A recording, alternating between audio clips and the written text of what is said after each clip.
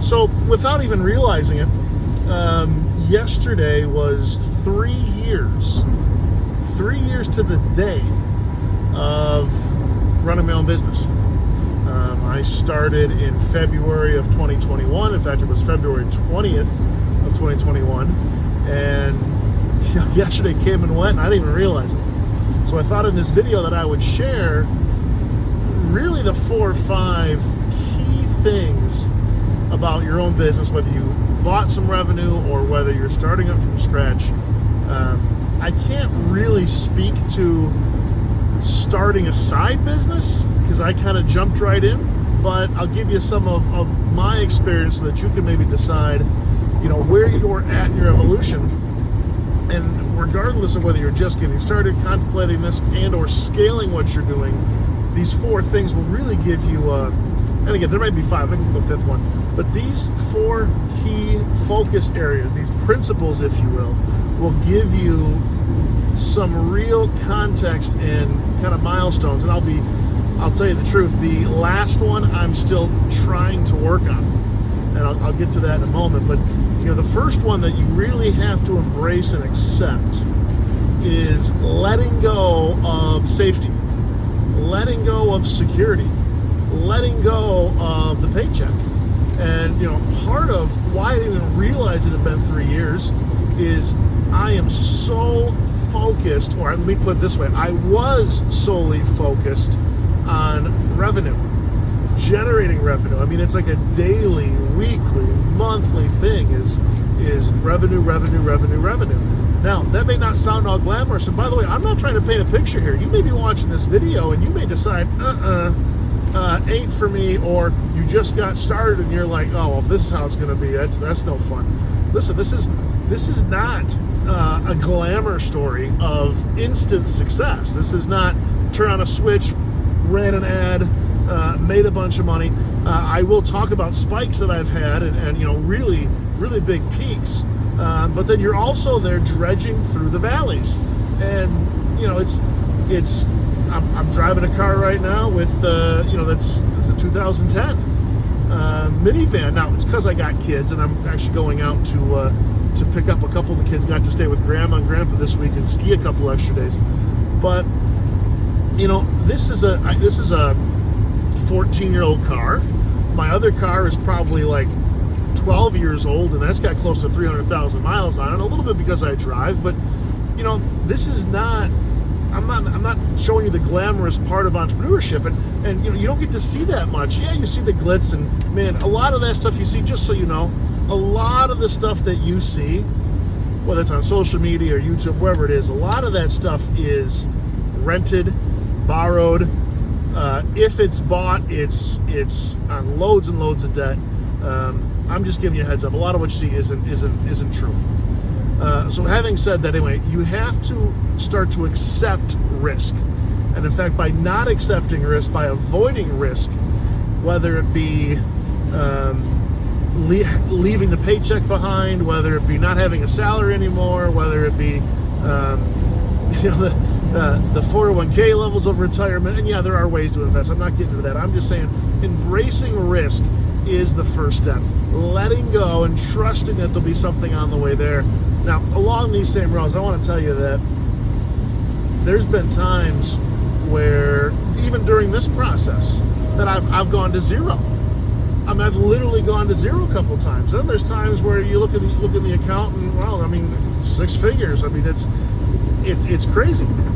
It's a crazy, volatile, up and down race, and you need to be prepared for that. Got to accept that risk.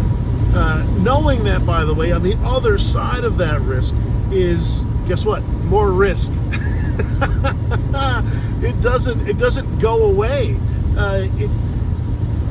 It does get easier. It does balance out. And I'll talk about that, a little later on this video. But you got to embrace the risk. Number 2, for me, really has become about farming and the law of farming and how that is different than worrying and stressing about the revenue, which is really what I used to do a lot of. I used to really stress the revenue.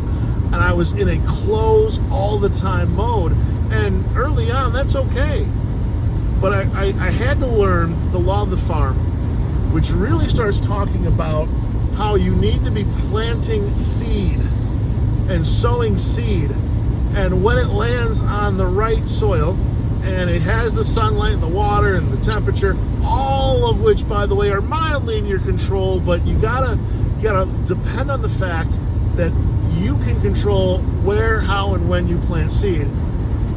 You can't control necessarily the elements. You can augment them a little bit, but then that is what will produce the harvest, and it will produce it 10 and 100-fold.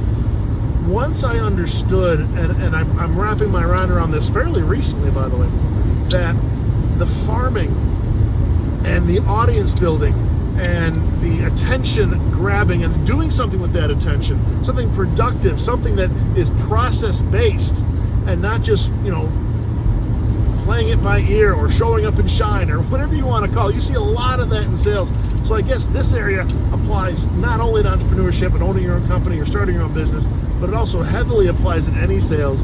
Is, are you sowing seed? Are you putting in yourself out there? Are you being able to be found by people who want to buy what you have versus trying to sell people what you have who may not want to buy it, need it, or want it?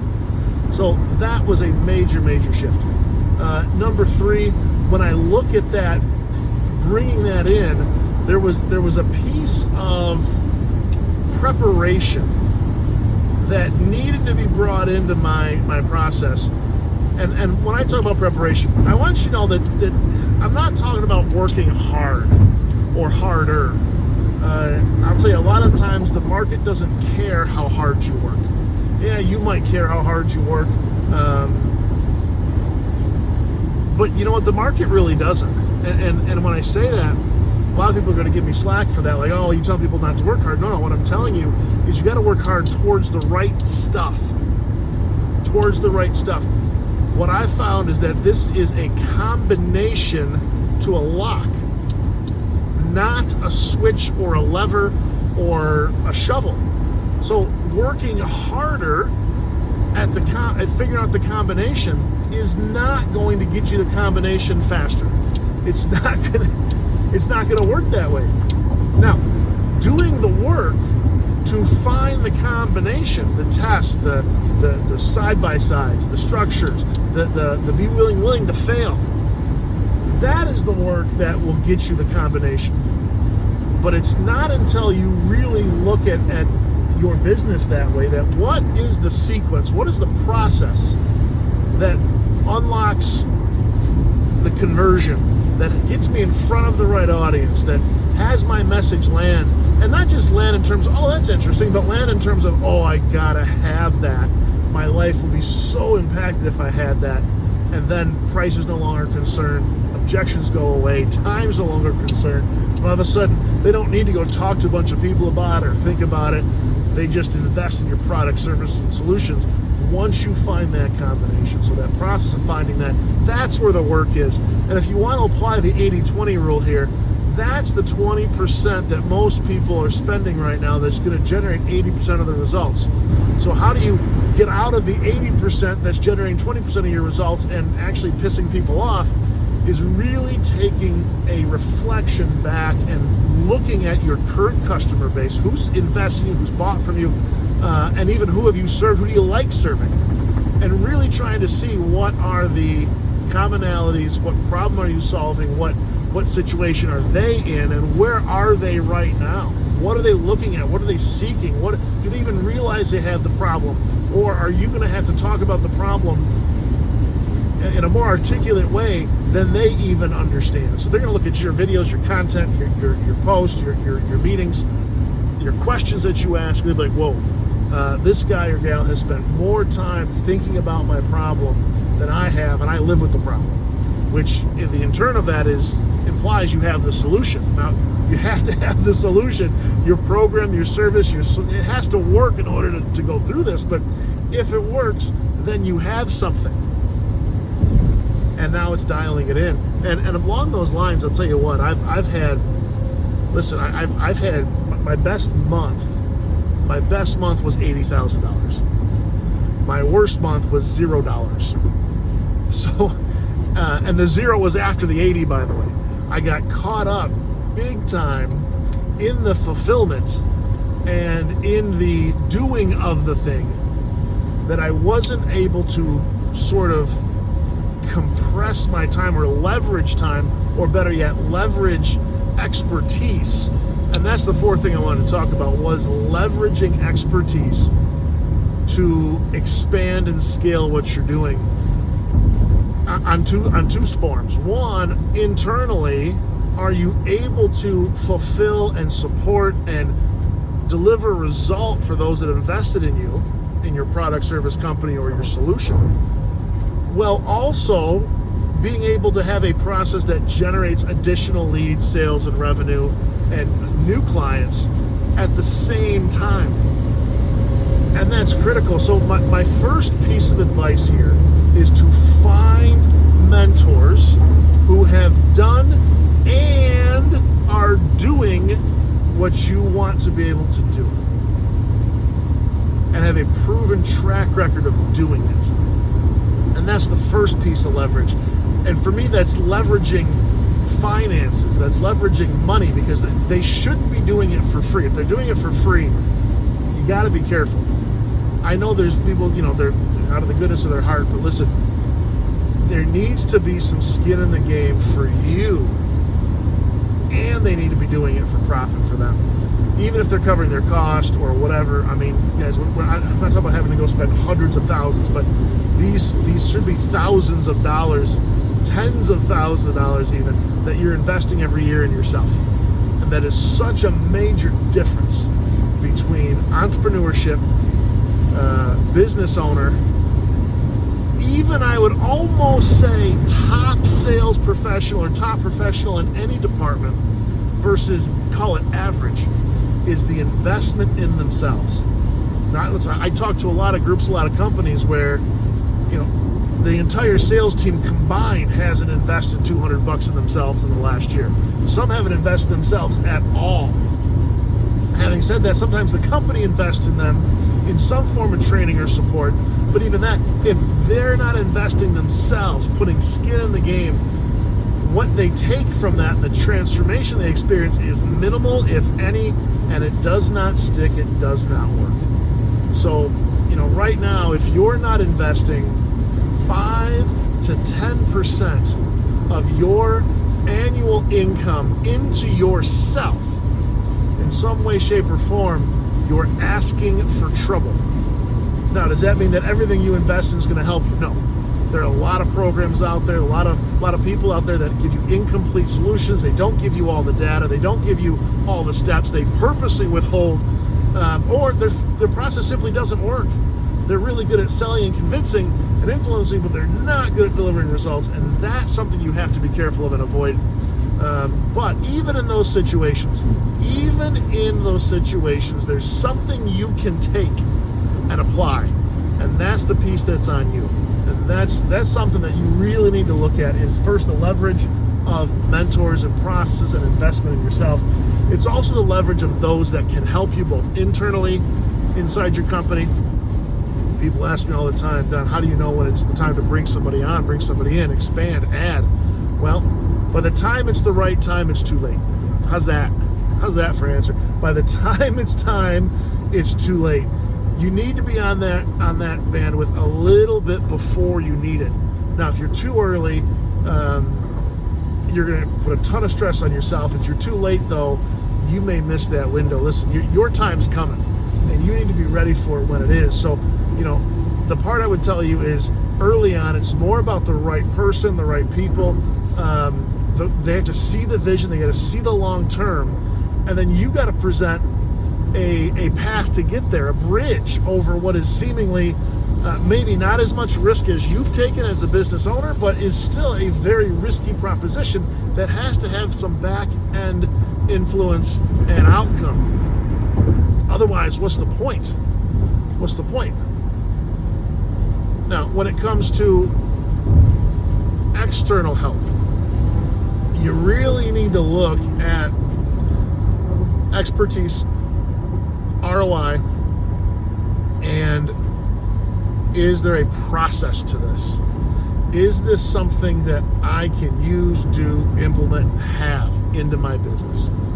So I want you to understand something, that if you're going to go invest in something, go buy something, most of the time you already know the problem and you've been avoiding the solution, or you weren't aware of the solution.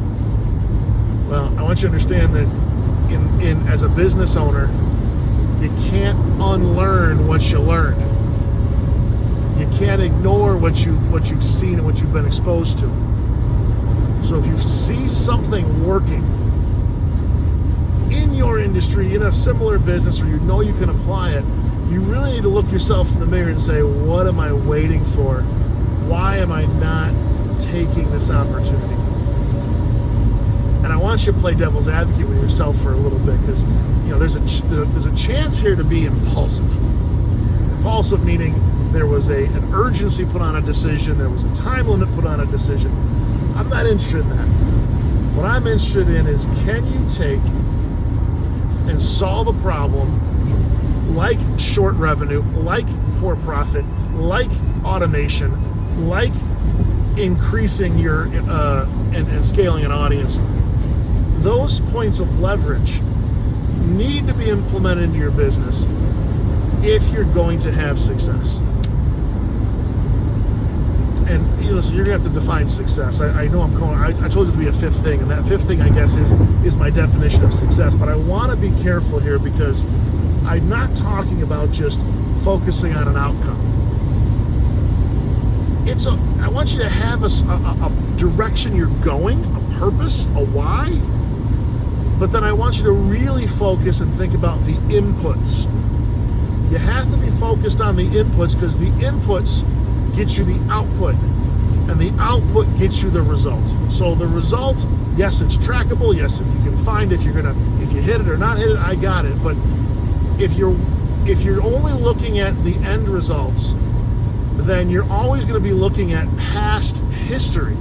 You'll be looking at stuff that already happened. Even next month's revenue isn't next month's work. It's last month's work. We don't plant and harvest in the same season. So what you're going to see is that it's not just about the result. It's about the input. And if you do the input with the right intention, the right consistency, the right commitment, and you use it, and you've done all 4 points up to this point, and now you bring the consistency of the input into play, you'll be absolutely unstoppable. You'll be your organization and yourself, your family, you'll receive the blessings, you'll receive what you're looking for, but it won't necessarily be on your timeline, but you'll be well on your way to that predictable outcome. So I know I went through a lot in this video. I'm just hoping that you apply these, 5 now, it wasn't before, these 5 steps into your business, into your life, especially if you're an entrepreneur who, like I am, you're in those first few years of the journey. You've gotten over the first year, the second year, you're into the third, fourth, fifth year. You've gotten a baseline, and now it's time to grow and scale. Again, hope this helps, and hope this maybe relates to some of what you may be going through as well, or what you're going to go through. And the last thing I want to leave you with is, even if you watch this video and you decide, or you invest in a program, I don't care, anybody's program, and you go through that, and I don't care whether it's $1,000 or $10,000 or $100,000, if you go through that program and then you decide, this entire thing isn't for me, guys, that's a win. You understand? That's a win. Are you kidding me? That for $1,000, $10,000, or $50,000, or $100,000, for any amount of money, I can know something I don't want to do, something I don't want to be in. That is huge. That's huge. So there's a win in everything you're going to do, and if you're looking for it, you'll find it. If you're doing the inputs, you'll generate the outputs, and you'll have the success. Be blessed. Take care, and if you put anything I can do for you in the comments. I know this isn't on topic for studio. Most of the time we're talking about studio, but again, this anniversary hit me, and and I completely missed it. And I wanted to actually, thank my family, my wife, my kids, my extended family, my parents, my siblings, everyone who's been supportive in this, and my clients. I just, man,